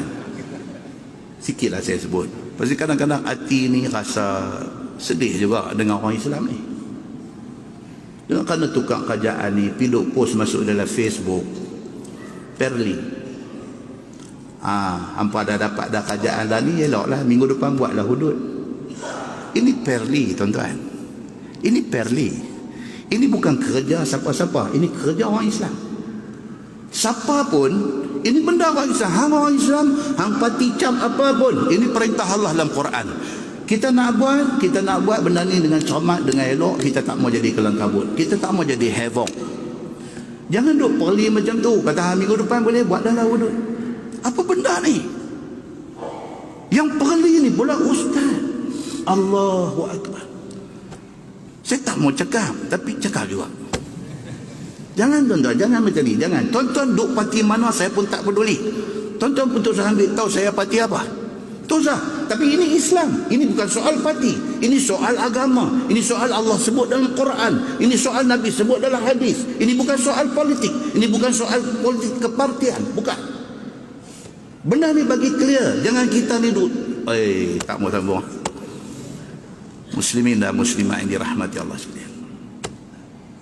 Okey. Bila Nabi Ibrahim alaihissalam kata dekat Nabi Ismail, Allah suruh buat Baitullah. Dia kata, okey ayah, jalan. Nabi Ibrahim kata pula, Allah suruh hang tolong ayah untuk buat Baitullah ni. Dia kata, kalau Allah suruh, jom. Kalau Allah suruh, jom kita pergi buat. Faqama faja'ala Ibrahim yubna. Bangkit dua-dua beranak ni, start pembinaan Baitullah. Tu yang kita duk pergi hari ni ni. Wa'adzin fin nasi bil hajj ya'tuka rijalan wa ala kulli dhamir ya'tuna min kulli fajjin amiq. Quran kata, serulah manusia kepada kerja haji ni. Nescaya, nama kata orang Islam, dia duduklah di ceruk mana pun, walau ceruk Tok Kun sekalipun. Fajjin amiq tu maksud dia ceruk dunia. Mana lagi yang ada dalam Pulau Pinang ni selain pada ceruk Tok Kun? Dia duduklah di ceruk mana pun. Apabila mai seruan haji ni, nescaya, Allah kata dalam Quran, nescaya mereka akan mendatangi Baitullah itu. Sehingga kan unta yang mereka naik tu masa mula naik gemuk sampai di sana jadi kuih. Dia akan pergi untuk menunaikan haji dan umrah di Makkah ini. Tu dia tuan-tuan, Powernya, tarikan untuk mengerjakan ibadat haji dan umrah ini. Power dia macam tu. Muslimin dan muslimat yang dirahmati Allah sekalian. Bangkit dua-dua beranak ni, start pembinaan Baitullah tu yang hari ni orang duk pergi ni. Wa Ismail yunawiluhul hijarah. Nabi Ismail kerja dia apa? Dia ambil bongkah batu ni, suar dekat ayah dia Nabi Ibrahim. Nabi Ibrahim letak sehingga jadi tu kotak Kaabah tu. Anak suar, ayah ambil letak. Anak suar, ayah ambil letak. Nabi Ismail suar, Nabi Ibrahim ambil letak. Qal hatta irtafa'al bina, sehinggalah bangunan tu daripada rendah naik sampai tinggi dah dinding Kaabah tu. Wa dha'afa syekh an naqlil hijarah, maka Nabi Ibrahim asy-syekh ni maksudnya apa? Tua. Nabi Ibrahim yang pada masa tu dah tua, makin tinggi makin dhaif dia, makin susahlah nak bangunan dah naik semakin tinggi. Faqama ala hajaril maqam, dia naik berdiri atas ketui batu. Faja'ala yunawiluhul hijarah, barulah batu tu naik sehinggalah selesai pembinaan Kaabah. Batu tu dia panggil Maqam Ibrahim, tempat berdiri Nabi Ibrahim semasa dia membina Kaabah. Yang hari ni kita pergi, kita tawaf habis 7 pusingan, kita pergi berdiri di belakang makam Ibrahim sembahyang.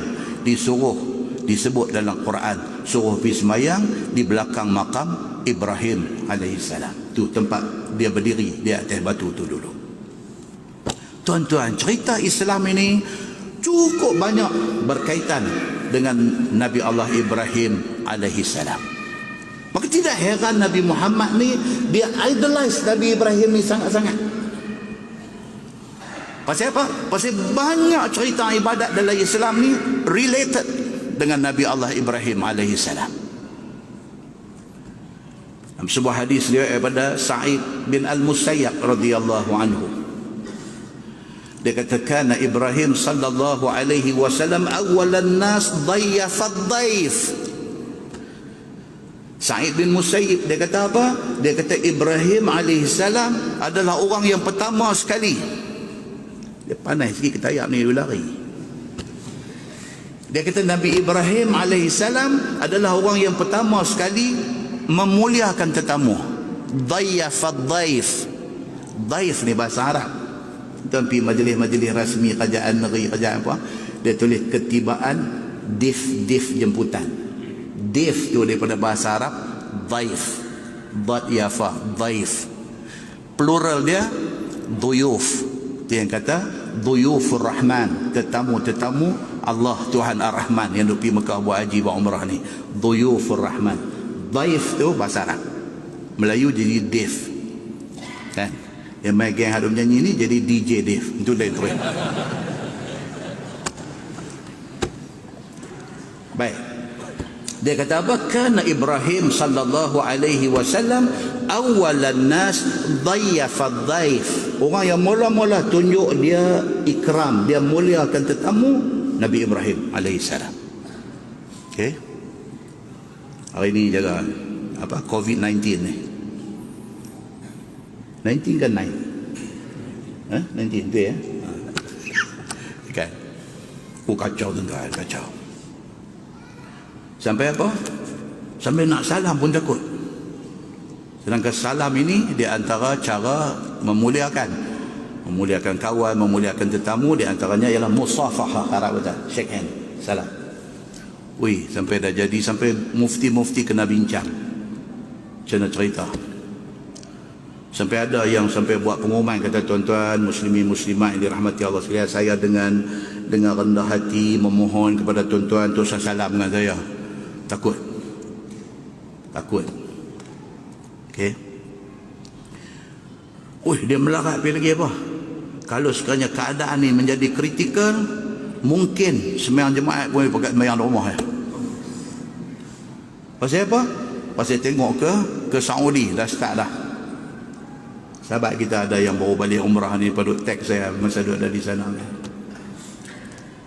Allahu Akbar Ustaz. Kata betul lah, mereka pergi tu tak raya rendah lagi, Saudi tak raya rendah lagi, dia duk raya belah China ya, belah Iran, belah apa, belah Saudi, belah negeri apa, negeri-negeri Arab ni belum masuk lagi COVID-19 ni. Masuk Iran kena dulu, Bersin dulak peluh, bersin dulak peluh. Lepas tu seorang, dua orang, tiga orang, sagi menteri, sagi ahli parlimen kena mati. Malaysia melonjak naik daripada mangsa tu ada 70-80 dia tembak. Gelombang kedua tembak naik sampai 130 pada hari ni. Duk main himpit pula daripada kepala batas berduk main dah. Alamak leceh, kata janganlah main kepala batas, pi ikut kepala lain sudah, jangan main kepala batas ni lah, duk main dah daripada kata. Jadi semua dia create satu tension. Saudi lagi pula, dia ada Mekah, dia ada Madinah, satu dunia orang Islam duk pi, dia lagi nak kena jaga benda ni, lagi nak kena jaga. Pasal apa? Benda ni betul hadis Nabi kata la adwa wala tiyarah, tidak ada jangkitan pada penyakit dan tidak ada sial pada burung. Maksud tak ada jangkitan pada penyakit itu bukan menafikan ada penyakit berjangkit. Penyakit berjangkit, tetapi nak berjangkit ke tak itu dengan izin Allah. Itu maksud dia, jangan salah faham. Jangan kata no, hadis kata tak ada boleh berjangkit. Bukan macam tu. Penyakit berjangkit, dia wabak.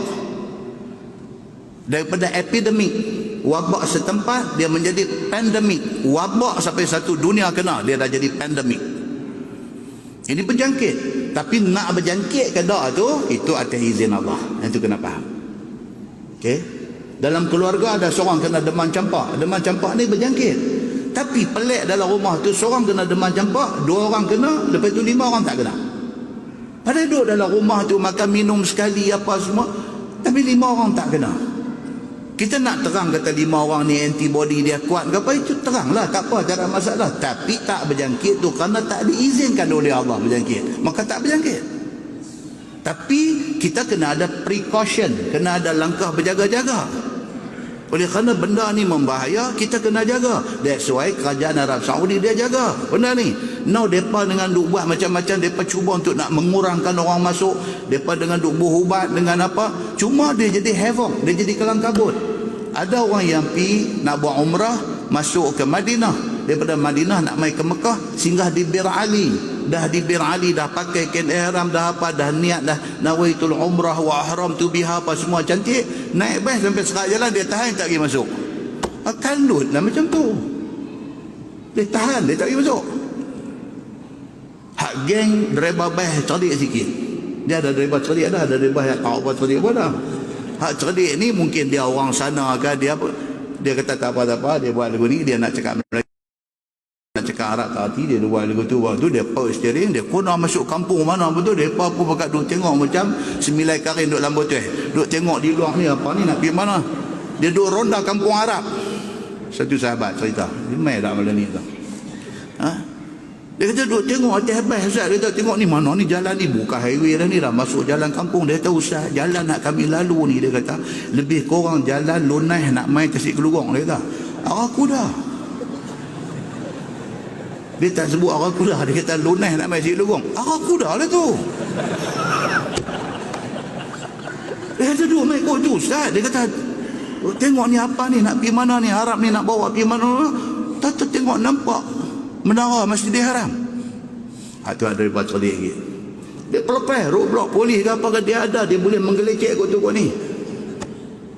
Hak sangkut tu 5 jam duk tunggu, kain ihram dah basah lecun dah, duk talbiah ni sampai tak keluar suara dah, tak boleh. Allahu Akbar tuan-tuan. Apa cerita ni? Ini cerita COVID-19. Muslimin dan muslimat yang dirahmati Allah sekalian. Tapi nak pergi, Hamzah kata apa? Hamzah kata COVID apa, Corona, Toyota apa, kami tak peduli, kami nak pergi. Dia kata, yang kata Mekah ni kami nak pergi. Ni jasa siapa? Jasa Nabi Allah Ibrahim AS. Dia bina Kaabah dengan anak dia Nabi Ismail. Bila dia dah tua, duduk atas batu tu, duduk naik, anak duduk suar batu, sambil duduk susun batu nak buat Kaabah tu, dua-dua beranak ni kata apa? Rabbana taqabbal minna innaka antas samiul alim. Dua-dua beranak ni itulah wirid yang duk keluar di mulut dua-dua beranak ni sambil nak bina Kaabah tu. Apa dia? Rabbana, wahai Tuhan kami, taqabbal minna, terimalah amalan kami ni. Ni kami bina Kaabah ni, terimalah ini sebagai amalan baik kami dua beranak ni. Innaka antas sami'ul alim. Ya Allah Tuhan, engkaulah Tuhan maha mendengar lagi maha mengetahui. Mulut duk sebut yang tu. Qal, kata rawi hadis ni, harta tafa'a, sampailah dah naik, dia pun dah tua, dah naik sampai atas, tak habis-habislah dua-dua kata apa? Rabbana taqabbal minna innaka antas sami'ul alim. Muslimin dan muslimat yang dirahmati Allah sekalian, hadis itu hadis sahih riwayat Al-Bukhari. Itu yang cerita kata Nabi Ibrahim alaihissalam hebat dia sampai macam tu sekali. Baik. Kemudian masuk, dia kata bersumpah bohong supaya dapat sebagai kemahuan nafsu. Wallahualam. Jadi itu tak masuk lagi tajuk ni. Aduh, tajuk yang kata sumpah di depan Nabi ni tak boleh nak masuk lagi, apa punya keras tajuk ni. Kan? Secara ringkasnya apa dia? Satu sahabat Nabi, dia share mengusahakan tanah dengan satu Yahudi. Ni hadis ni insya-Allah. Kalau tak kalut dengan Covid ni, bulan depan kuliah kita baca. Kalau kalut sampai nak salam pun tak boleh ni, kan? Kalau kalut dia punya cerita dia lebih kurang macam ni. Dia kata ustaz dua kali dah duk gazet tak baca ni, ambil balik tidur tak apa nak boleh lena. Sampai macam tu kita gazet lagi bagi clear sikit. Hadis ni nak cerita satu sahabat Nabi. Sahabat ni dia share dengan satu Yahudi mengusahakan tanah. Okey, di sini satu kesimpulan hukum apa dia? Boleh tak boleh orang Islam share dengan orang bukan Islam buat berniaga? Boleh tak boleh? Boleh. Benda ni berlaku pada zaman Nabi sallallahu alaihi wasallam. Okey. Tiba-tiba Yahudi ni perkena dia. Tahu perkena? Tipu dia. Punya duk buat kerja sekali, dua-dua orang ni, tiba-tiba Yahudi ni kata dekat dia, tanah ni aku punya. Dia kata hang punya kau mana? Di tanah ni kita share. Kita beli pun share, kita usaha sama-sama. Hang ada setengah, aku ada setengah, 50-50. Mana pula tanah ni jadi hang punya? Yahudi ni, tanah ni aku punya seorang, antara sangkut. Nak jadi gaduh lah. Jumpa Nabi sallallahu alaihi wasallam. Jumpa Nabi sallallahu alaihi wasallam. Sahabat ni kata dekat Nabi, dia kata, ya Rasulullah, saya nak buat aduan. Saya dengan kawan Yahudi ni kami share, kami beli tanah dan kami usahakan tanah tu. Dia ni duduk tak pasal-pasal, dia kata tanah ni dia seorang punya, saya tak ada sangkut paut. Pergi mengadu benda ni kepada Nabi sallallahu alaihi wasallam. So Nabi kata apa dekat dia? Nabi kata, hang ada bukti ke tanah ni hang share dengan dia? Yang ni menunjuk kata Islam sangat mementingkan documentation. Kena ada dokumen. Itu sebab Islam kalau kata kita bagi orang hutang duit pun kena ada perjanjian. Itu sebab Islam dia dah beritahu dah, kalau nak tinggal wasiat pun kena ada bertulis. Pasal tak mau benda ni berbangkit di kemudian hari, buang masa dan buang karan. Contoh Pulau Pinang, masalah besar Pulau Pinang apa dia? Tanah wakaf. Sampai lah tak settle. No, generasi ancestor dia, tok nenek dia dulu wakafkan tanah tu. Zaman anak tak apa lagi, dia duk nampak pak dia wakaf tanah ni. Mai zaman cucu pun boleh gagah lagi, dia duk nampak muka tok wan dia, dia tahu tok wan dia wakafkan tanah tu. Mai cicit, mai zaman pion, mengaji pandai sikit mula duk tanya. Dia kata dulu yang kata tok nek kita wakaf tanah ni ada surat ke? Ada mula tanya. Bapak dia beritahu, bapak dia kata tapi bapak dulu tok wan hang, bapak kepada bapak dah beritahu kata memang tok nek hang wakaf. No, surat ada tak? Ada buat cakap pandai. Pak dia kata tak tahu lah, pak tak pernah tengok lah surat tu, apa kita boleh lawan ni benda ni. Dia mula pasal dia mengaji law tak habis. Kalau dia mengaji law dan dia faham ni dari segi Islam, dari segi apa-apa semua, dia tak lebih buat kacau macam ni. Tapi dia mengaji tak habis. Dia tak putih limau. So dia kata apa? Dia kata tak boleh. Dia kata ni tak ada seorang. Dia kata no. Dia kata, Bapak, saya nak abang Bapak. Baru ni kawan saya ada seorang dulu mengaji sama. Bapak tahu dah nama dia, lagu ni, dia cerita semua. Dia lah ni duduk dalam apa, juru nilai apa semua ni. Dia valuer. Bapak tahu dia abang, tanah ni, hak Tok Nek ni. Lah ni Bapak, dia bukan kira satu ekar. Dia kira sejengkai Pak. Dia kata, sejengkai RM800 Pak. Dia kata, ni kalau sekiranya kita dapat claim balik tanah ni, Pak tak gaduh dah. Pergi duduk buat kerja ni apa semua Pak milioner. Saya anak milioner. Pak dia kata tapi apa ni, kita fight tak apa, kita lawan ni, kita lawan. Nampak tuan? Punca patah balik awal apa dia? Tak ada dokumen. Baik, Yahudi tadi dengan sahabat Nabi ini tadi beli tanah, usahakan tanah, tak ada satu surat perjanjian apa. Bila dia nak kena main, dia nak kena game, dia panggil game lah ni. Bila dia kena game dengan Yahudi ini, dia buat apa? Dia pergi jumpa Nabi. Bila sampai dekat Nabi, dia kata, ya Rasulullah, saya dengan kawan Yahudi ini beli tanah dan usahakan tanah. Tiba-tiba hari ini, dia kata tanah ni dia punya seorang, saya tak ada sanggup paut. Dia kata, macam mana ni ya Rasulullah? Nabi terus tanya dia. Nabi kata, is there is any document? Orang putih, ada dokumen ke? Ada satu bukti ke yang boleh tunjuk kata hang share dengan dia? Oh, dia kata tak ada lah. Dia percaya saya percaya dia. Soalnya hang percaya dia tak percaya kan? Senang macam mana?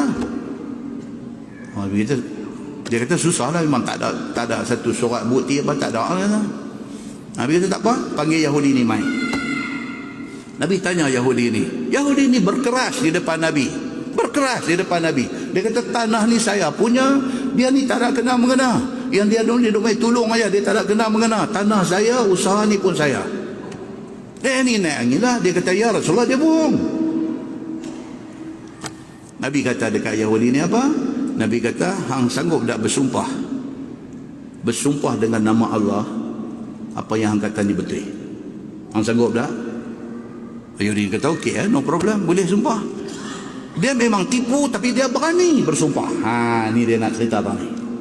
Dia memang tipu tapi dia berani bersumpah. Nabi katakan dia hang sumpah dengan nama Allah, kata tanah ni hang punya dan dia ni tak ada kena mengena. Dia kata okey, saya sumpah.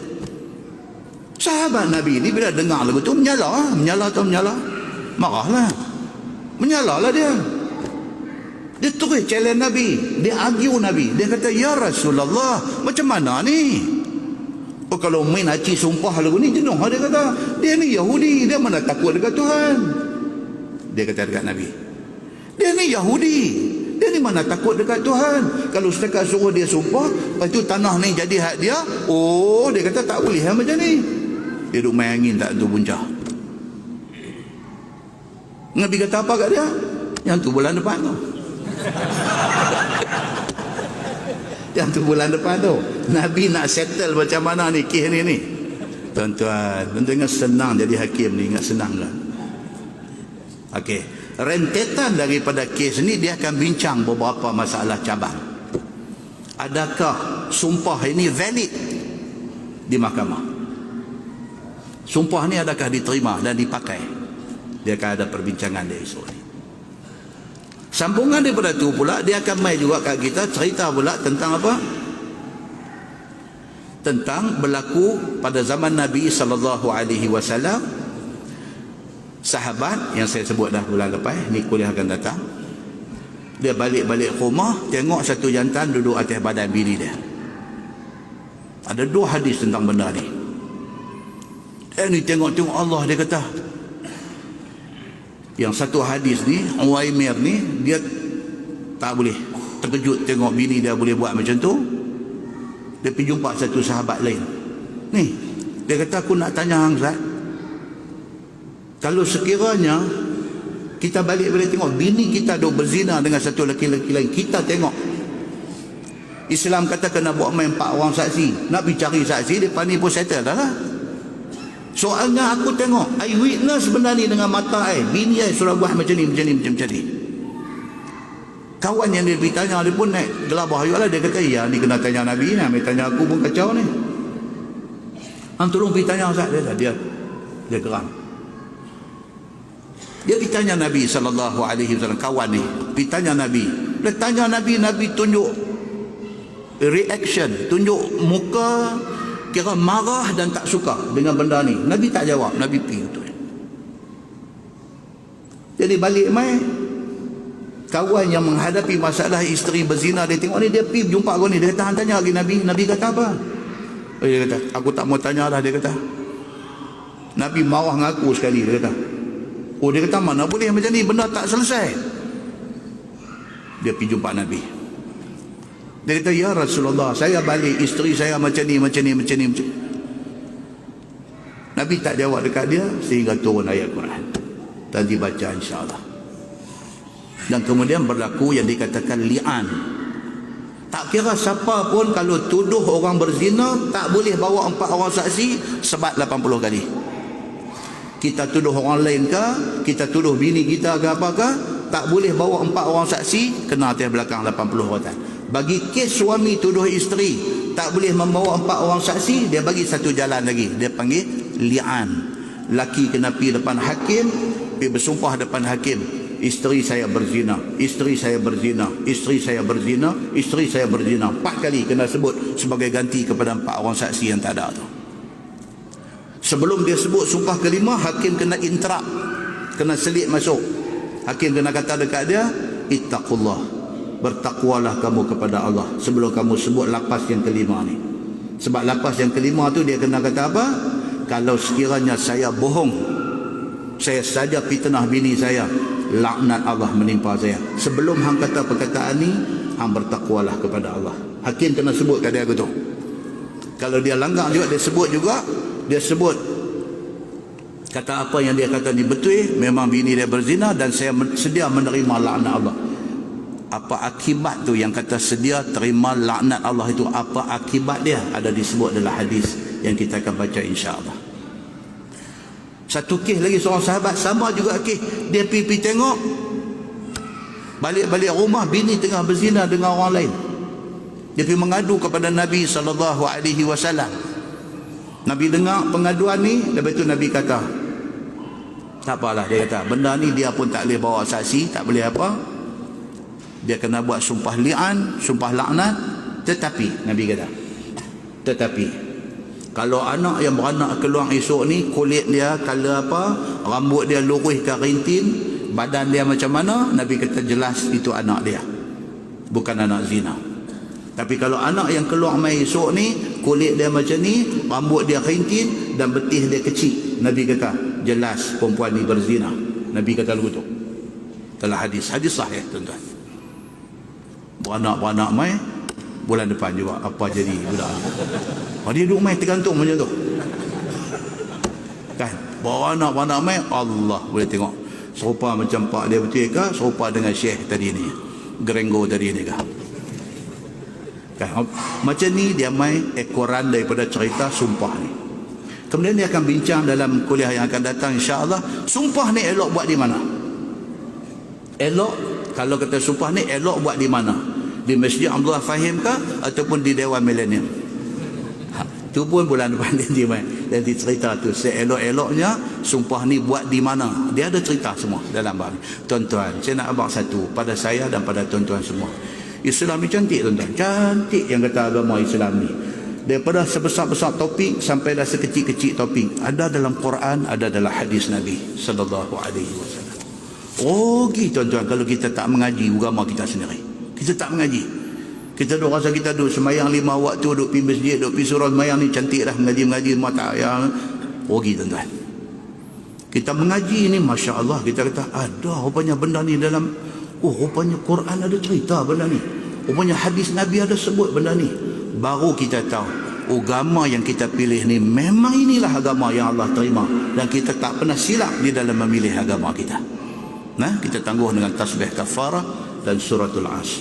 Subhanakallahumma wa bihamdika, asyhadu an la ilaha illa anta, bismillahirrahmanirrahim. Wal 'asr innal insana lafi khusr illa allazina amanu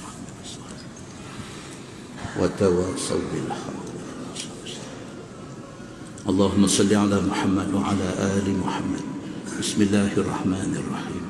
Alhamdulillahi rabbil alamin, hamdan yuwafi ni'amahu wa yukafi'u mazidah.